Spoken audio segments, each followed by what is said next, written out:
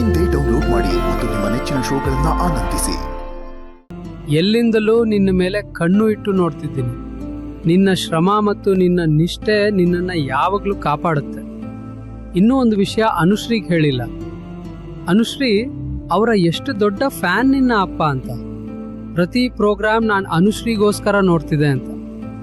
Happy birthday ಮಗಳೇ. ಮುಂದಿನ ಫ್ಯೂಚರಲ್ಲಿ ಅವಳ ಲೈಫಲ್ಲಿ ಎಲ್ಲ ಸಕ್ಸಸ್ ಆಗಲಿ ಅಂತ ಹೇಳಿ ದೇವರಲ್ಲಿ ಬೇಡ್ಕೊಂಡು.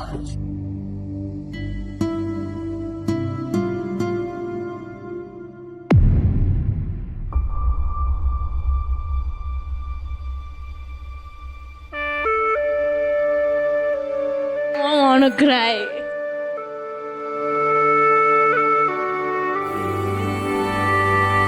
ನಿನ್ನ ನಗುವಲ್ಲಿ ಆಕ್ಚುಲಿ ನಿಮ್ಮ ತಂದೆ ಇರೋದು ನಂದು. ಎಷ್ಟು ಅನ್ಫೇರ್ ಅಲ್ಲ that he is watching everybody will. ನಾನು ನೋಡೋಕ್ಕೆ ಆಗಲ್ಲ that is watching me. It's not fair.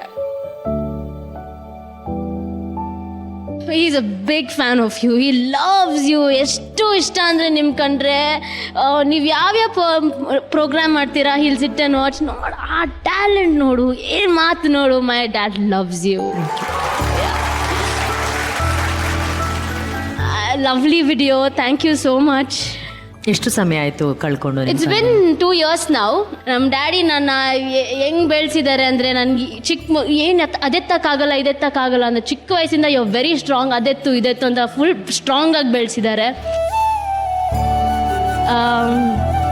Thank you papa, I love you. That was the best birthday gift.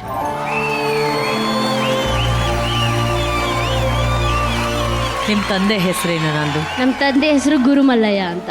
Guru sir ಅವರ ಈ ಒಂದು ಧ್ವನಿಯನ್ನ ನಿಮ್ಮ ಬರ್ಡೇಗೆ ಗಿಫ್ಟ್ ಆಗಿ ಕೊಟ್ಟಿದ್ದು ನಿಮ್ಮ ಸಿಸ್ಟರ್. ಎಸ್, ಥ್ಯಾಂಕ್ಸ್ ಅಕ್ಕ.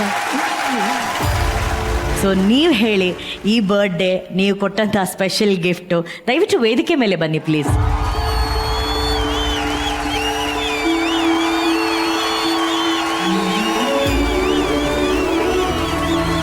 ಸರ್ ನಮಸ್ತೆ, ಎಲ್ಲರಿಗೂ ನಮಸ್ತೆ. ನನ್ನ ತಂದೆ ವಾಯ್ಸ್ ಹೇಳ್ದಂಗೆ ನಾವು 3 ಜನ ಹೆಣ್ಮಕ್ಳು. ನಮ್ಮ ತಂದೆ ಹೇಳಿದೊಂದೇ, ನೀವೇನೇ ಮಾಡಿದ್ರು ಫುಲ್ ಡೆಡಿಕೇಟ್ ಆಗಿ ಮಾಡಬೇಕು, ಡಿಸಿಪ್ಲಿನ್ ಆಗಿ ಮಾಡಬೇಕು, ಯಾರಿಗೂ ತೊಂದರೆ ಕೊಡಬಾರ್ದು, ಹಾಗೆ ನೀವು ಇಂಡಿಪೆಂಡೆಂಟ್ ಆಗಬೇಕು ಅಂತ. ಯಾರಿಗೂ ಡಿಪೆಂಡೆಂಟ್ ಆಗಬಾರ್ದು, 1 ರೂಪಾಯಿ ಬಾಚಿ ಕೇಳಬಾರ್ದು, ಹಾಗಿರಬೇಕು ಅಂತ ನಮ್ಮ ತಂದೆ ಬೆಳೆಸಿದ್ರು.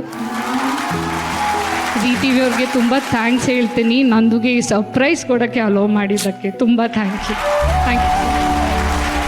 ನಂದು ನಿನ್ನ ಬರ್ಡೇನ ಈ ಡ್ಯಾನ್ಸ್ ಸ್ಟೇಜ್ ಮೇಲೆ ಇನ್ನೊಂಚೂರು ಸ್ಪೆಷಲ್ ಆಗ್ಸೋದಕ್ಕೆ ತಗೊಬಂದ್ರೋ ಕೇಕ್ನ.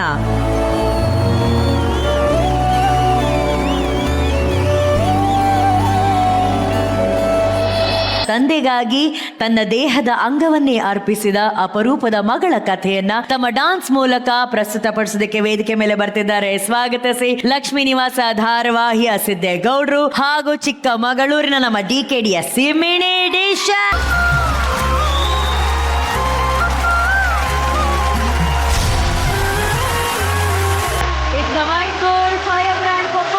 ನಮ್ಮ ಡಿಶಲ್ ಹಾಗೂ ಸಿದ್ದೇಗೌಡರಿಗೆ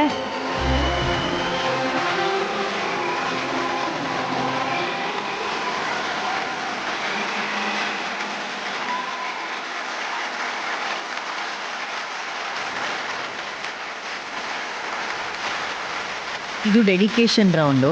ಆ ಡೆಡಿಕೇಶನಲ್ಲಿ ಇನ್ನೊಬ್ರನ್ನ ಫಸ್ಟ್ ನಾವು ನೆನೆಸ್ಕೊಂಡು ಇಲ್ಲಿ ಅಪ್ರಿಷಿಯೇಟ್ ಮಾಡಬೇಕು, ಅದು ಸಿದ್ದೇಗೌಡರಿಗೆ.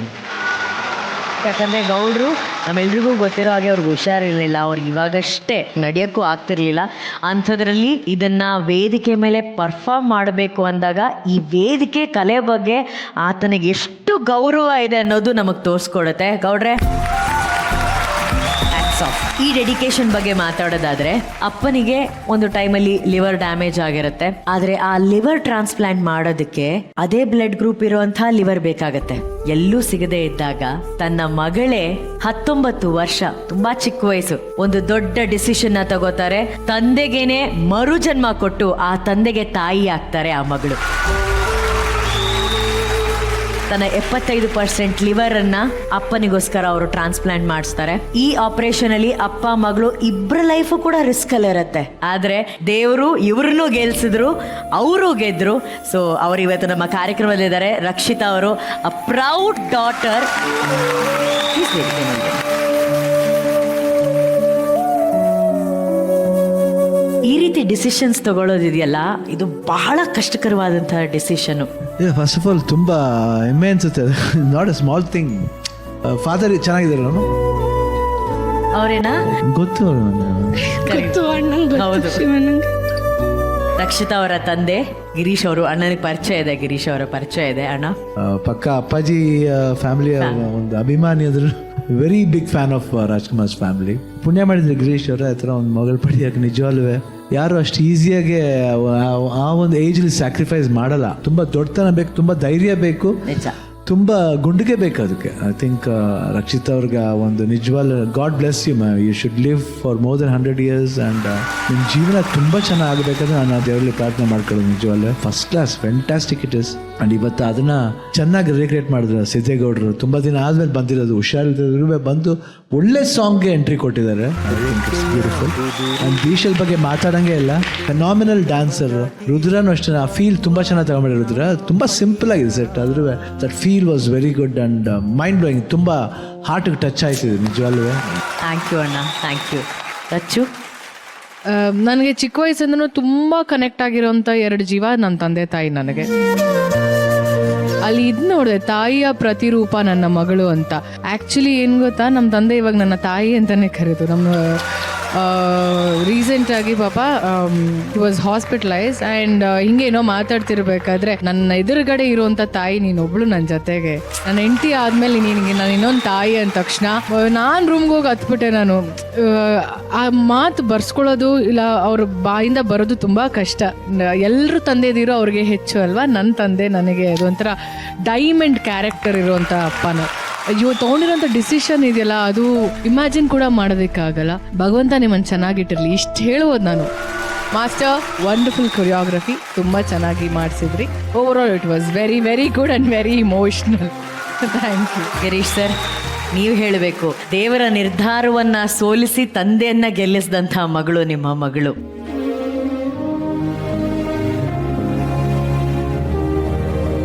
ನಮ್ಮಪ್ಪ ಮಾತಾಡಲ್ಲ ಜಾಸ್ತಿ. ಈ ಸ್ಟೇಜ್ ಮೇಲೆ ಬರೋದು ಮಾತಾಡೋದು ಎಲ್ಲ ಮಾಡಲ್ಲ. ಎಮೋಷ್ನಲ್ ಜಾಸ್ತಿ. ನಾವಿಬ್ಬರು ಈ ಥರದ್ದೆಲ್ಲ ನೋಡಿದ್ರೆ, ಫ್ಯಾಮಿಲಿ ಆ ಥರದ್ದೆಲ್ಲ ನೋಡಿದ್ರೆ ಸ್ವಲ್ಪ ಬೇಡ ಅಂದರೂ ಅಳ್ತಾ ಇರ್ತೀವಿ. So it was really tough time for is. But at last ನನಗೆ ಬಂದಿದ್ದು, ಅಪ್ಪ ಇಲ್ಲದೆ ನಮ್ಮ ಲೈಫನ್ನು ಇಮ್ಯಾಜಿನ್ ಮಾಡ್ಕೊಳಕ್ಕಾಗಿಲ್ಲ. ಚಿಕ್ಕ ವಯಸ್ಸಿಂದ ನಮ್ಮಪ್ಪ ನನಗೆ ಬೆಸ್ಟ್ ಫ್ರೆಂಡ್. ಏನಾದರೂ ಮಾಡಿ ಉಳಿಸ್ಕೊಳ್ಬೇಕು ಅಂತ ಬಂದಾಗ ಫಸ್ಟು ಮಮ್ಮಿದು ಟ್ರೈ ಮಾಡಿದ್ರು, ಬ್ಲಡ್ ಗ್ರೂಪ್ ಮ್ಯಾಚ್ ಆಗಲಿಲ್ಲ. ಆಮೇಲೆ ಅವರು ಹೇಳ್ಕೊಳ್ಳಿಲ್ಲ ನನ್ನ ಹತ್ರ ಇದೆಲ್ಲ. ಇಬ್ಬರು ಕೂತ್ಕೊಂಡು ಅಳ್ತಾ ಇದ್ದಾರೆ ಸುಮ್ಮನೆ. ಏನಾಯಿತು ಅಂತ ಫೋರ್ಸ್ ಮಾಡೋದಕ್ಕೆ ಇವೆಲ್ಲ ಹೇಳಿದ್ರು.